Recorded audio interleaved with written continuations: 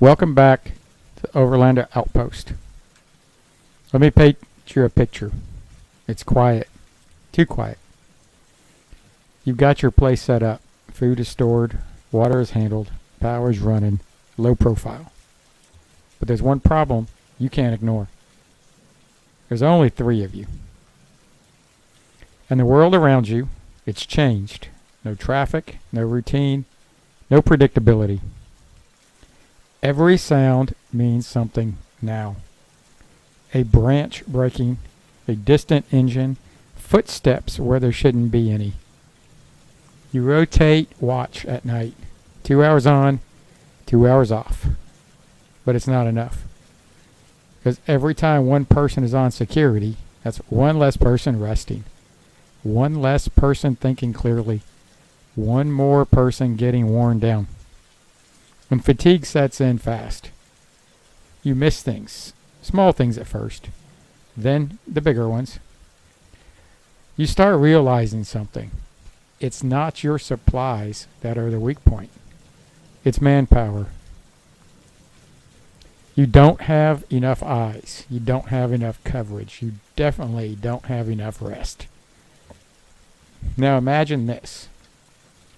Instead of one person watching the tree line, you've got eyes out there already. A small camera tucked into a natural choke point. Another people would use. One more watching your approach road from a distance. No noise, no movement, no fatigue. You're not guessing anymore. You're seeing. And more importantly, you're seeing early. That changes everything. Because time is the most valuable thing you can buy in a bad situation. Time to react, time to move, time to avoid. And that's where technology starts to fill the gap.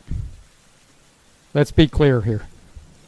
Technology doesn't replace people, and it never will. But it can extend them. When your group is small, you need force multipliers. And cameras are one of the simplest and most effective. Think of them as your remote eyes, placed where you don't want to be sitting all day, watching areas that matter without burning manpower to do it. Approach routes, tree lines, natural funnels, dead ground you can't see from your position. And if they're set up right, you don't need to. Now take it one step further. Instead of someone physically sitting in a listening post, you're monitoring from a secure position at a distance. You're not exposed, you're not tied to a single location, and you're not exhausting your people just to maintain awareness. Quick question for you, and drop this in the comments. How many people are in your group right now? I know most people aren't going to want to give you put the answer down there. But could you realistically maintain 24/7 security with that number? Because most people can't. Now, there's a right way to think about this.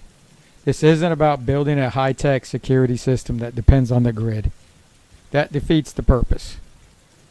It's about simple, controlled systems that give you information without creating new vulnerabilities. Low power cameras, local networks, hardwired or short-range wireless setups that don't rely on outside infrastructure. Things you control.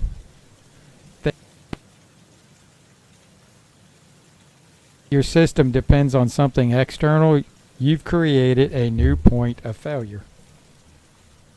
Now let's talk about placement. Technology only works if it's positioned correctly. You're not trying to watch everything. You're trying to watch what matters. Where would someone naturally move? Where would they be forced to slow down? Where are your blind spots? That's where your eyes go. And the goal isn't constant attention. It's early warning.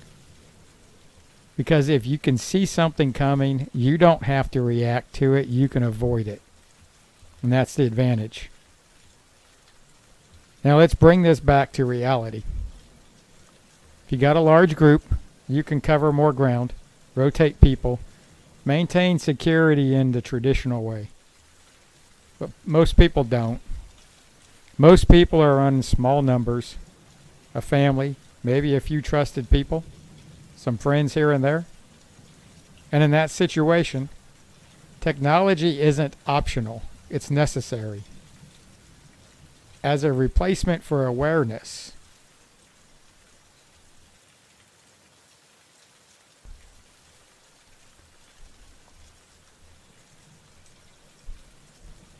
this is where it ties directly into preparedness.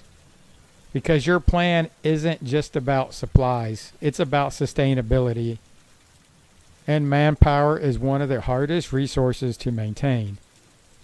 Technology, used correctly, allows you to stretch that manpower without burning people out. And from an overlanding perspective, same idea applies when you're in remote areas or setting up camp for extended periods. A small camera setup can give you awareness of your surroundings without constantly stepping away from your position. Last question. Now really think about this one. If something was moving towards your position right now, would you see it in time? And real quick, if you're getting value out of this, hit the like and subscribe. I'm focused on real-world preparedness, not theories. Because in the end, it's not just what you have. It's about what you can see before it becomes a problem. Now, earlier about drones.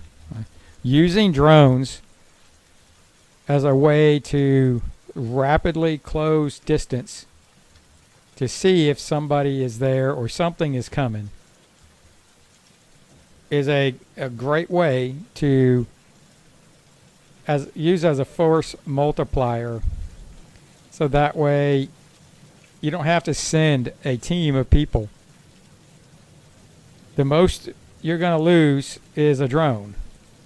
It's better than losing a few of your people. So start thinking of technology as a way to multiply what you have. Use a radio system. Radios are great. I already did a radio on CBs. I mean, CBs can be tracked, and yes, I understand that. There's Meshtastic and Mesh Core. I've gone over that in the past. So just remember these things. Technology is your friend. It's not something to be avoided or be scared of. If you have questions, put in the comment section. If I don't answer it, somebody else probably will. And if somebody decides to be a smart aleck, I'm going to just delete those comments because I don't think they're good for keeping it, the conversation going. We're here to help people. If you need help, ask the question. Somebody will help you. And if I don't know the answer right off, I'll research it for you and I'll put it in there. Okay? Thanks for coming by, and like always, stay prepared and stay safe.